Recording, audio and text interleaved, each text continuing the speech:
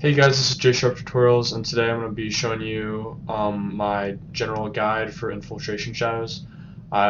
This is for 4.0, and I've been meaning to do this for a while, but I wanted to make sure that I had a pretty good idea of what the class changes so I can give my best rotation and discipline points. Jumping right in for the discipline. I'm going to speed through this really quickly because most of you already know what this is.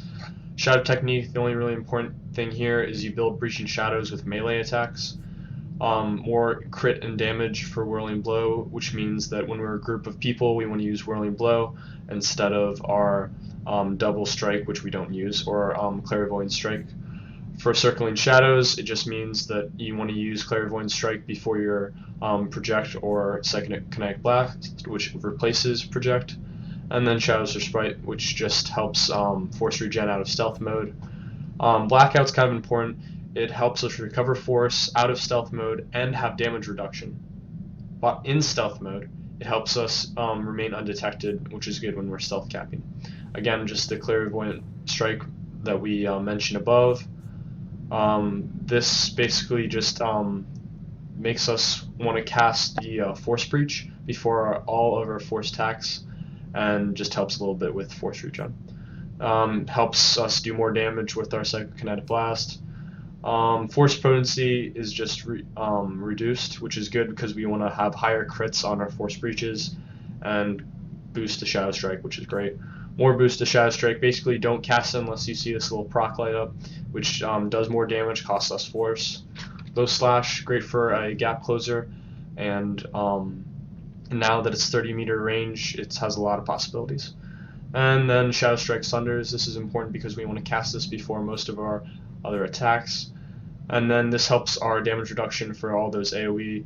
And the kinetic field, don't worry too much about.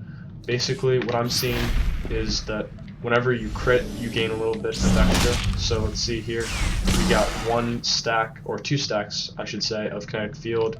Have another crit, and that's our 3rd stack. So don't worry about it too much. Just keep going in your rotation, and as long as your crit chance is decent, you'll get a lot of charges of kinetic field pretty quick.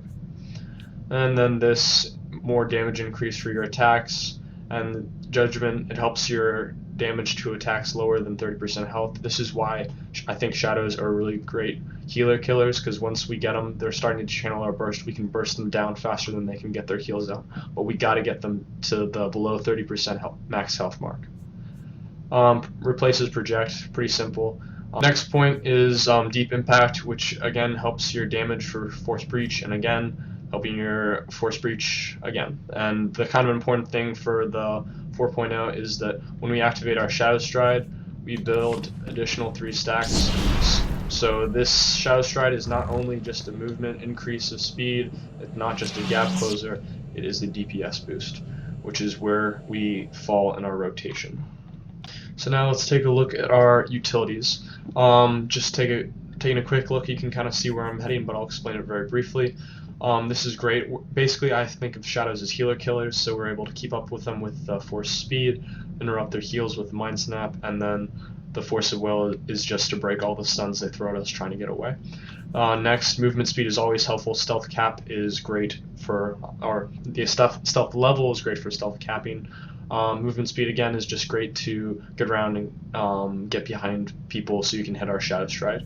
Again, we cast Clairvoyant Strike often in our rotation. This slows them as well, so we're able to maneuver them and get into good position to do DPS while surviving. Then the Masterful tier.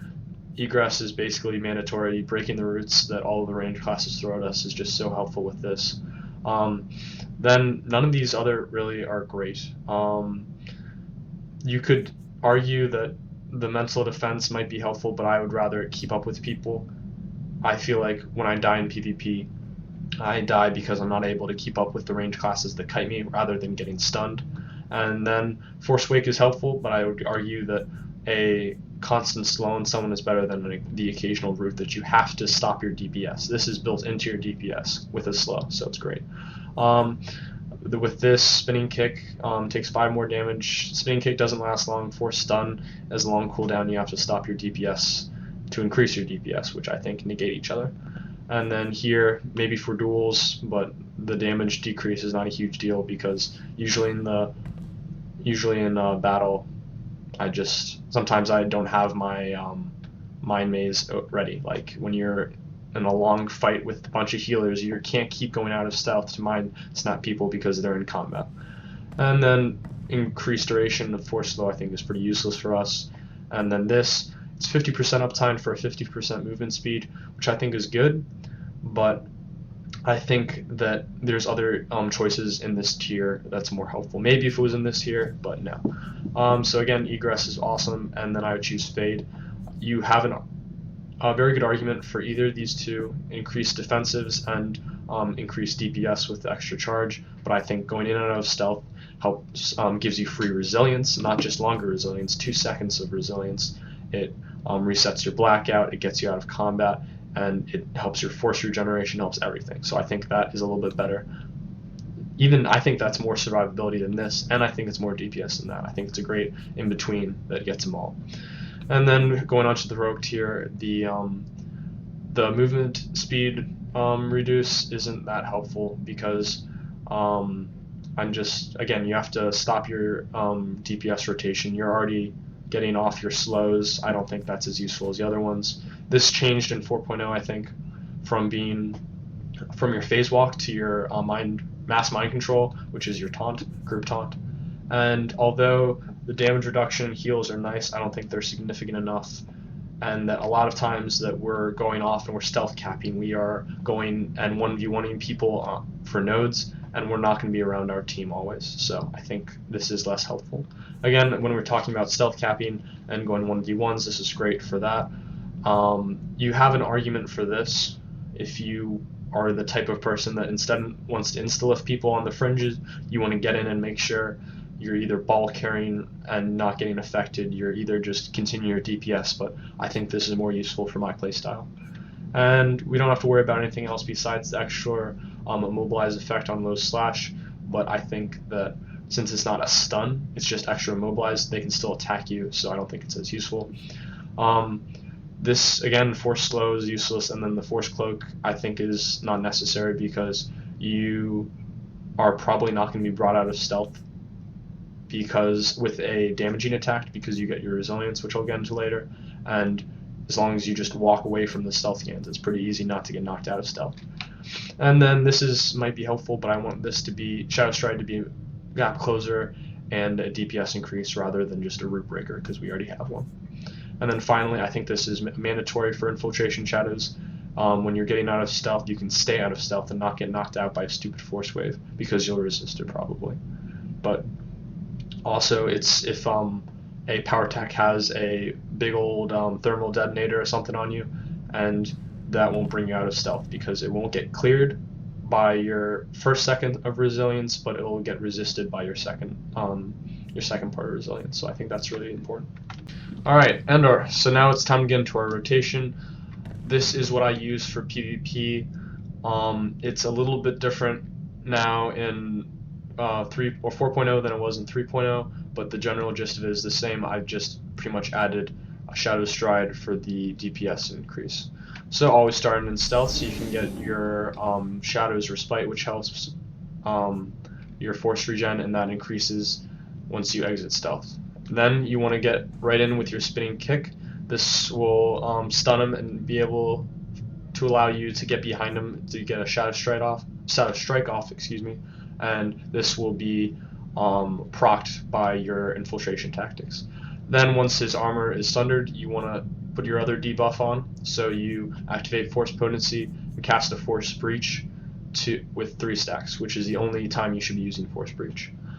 Is with 3 stacks. And I was a little wary of doing this because sometimes you actually don't reap the full benefits of Force Potency. If Shadow Strike builds a Breaching Shadow, then this only builds 2. But I think because you want to get your Sunder off before you activate your most damaging attacks, this is important. So then once we cast our fully stacked Force Breach, then we Shadow Stride to get our Circling Shadows back, breach again. Then we need to build up our resources. We need 2 stacks of Clairvoyance before our Psychokinetic Blast, and so then we build that with Clairvoyant Strike. Then once we used it all, we need to get it back again, and we refresh the stack of clairvoyance and then cast the Shadow Strikes. Alright, just so we can all see it in action, you want to start in stealth and then start it up. Nice spinning kick, procs your Shadow Strike, build it, and then build again. 2 stacks of clairvoyance. Nice potency, and then you get your Shadow Strike back, and you go on from there. Alright, so that's basically it. It's pretty simple. The general gist of it is that you want to prioritize Force Breach, and then Psychic Ignite Blast, then Shadow Strike, but you do want to keep your Clairvoyant buff up. You may have to delay these 2 moves in order to cast your Force Breach as soon as you get it, but that's not a problem. All of these moves actually build toward Force Breach. This builds to your Psychic Ignite Blast, and so it's really not that big of a problem at all. One thing to note though is while you're going about your rotation attacking people, you want to use Force Potency and Shadow Stride smartly or correctly. So say you're damaging you suddenly see you have 3 stacks, you want to consume that, but then oh wait, you have your Force Potency, so you want to just cast it again, cast another big crit, and then once you have your Force Potency instant crit, you're like, oh, I have a Shadow Stride too, cast that, and you get a 3rd crit potency. And this is how you start ramming damage down. You can get over 10k 3 times in a row, have an instant crit on your Shadow Strike, oh, I didn't get it there, but with your rotation you should be getting an instant crit right there for your Shadow Strike. So it's pretty effective. Now that we got our rotation out of the way, I just wanted to share some important moves. You definitely want to be using your taunts. People that don't use their taunts and you see shadows and vanguards going in after PvP with 0 protection, that's really bad. This helps your team so much. Put a taunt on there, wait a couple seconds. If you're in a group, hit another taunt, and then you'll be able to get a lot of protection and help your team that way. The second move is Force Speed. We took down our Discipline. You definitely want to be using this to break roots, general close down people, and then stay alive that way. Second, as I'm sure you're all aware, is the low slash mind control combo. This is very useful in duels. I wouldn't recommend it usually outside, even in 4v4s unless it's a true 1v1, because when we're attacked, the pushback on mind crush is killer. So we might be sitting here for a couple seconds trying to channel this and never finish it. So what we do want to do as a 1v1 though is say you're attacking someone and then hit a nice low slash right after, channel your mind crush, and then you can crit with the Shadow Strike right after with the ticks of the mind crush to get a pretty good damage. So that's pretty helpful. Next is just brief on phase walk. You definitely just want to be using this in like the Void Star to get to the other side of the doors for a defender to stop caps. You don't need LOS. You can use it to break out of roots, lecture net. Well, you won't lose the lecture net, but you'll get on the other side of the map, and it's just really helpful as a way to survive. And then finally, your instant lift, which I think is important for stealth caps.